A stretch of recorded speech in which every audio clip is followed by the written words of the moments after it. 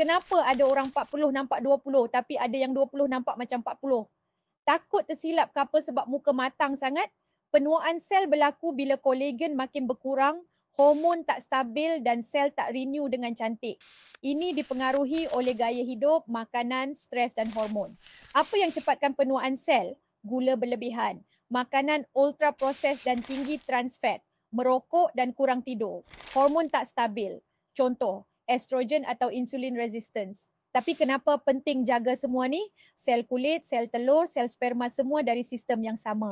Kalau sel tua sebelum waktu, kulit kusam, hormon kacau, kesuburan pun merosot. Makanan rosakkan kulit. Gula putih, roti putih, air gas. Makanan goreng berulang kali, processed meat, nugget, sausage. Makanan boost kolagen dan awet muda.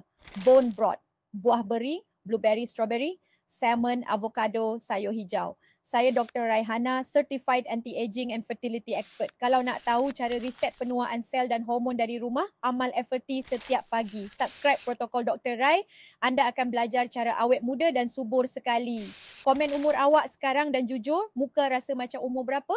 Follow untuk next video tentang makanan anti-aging.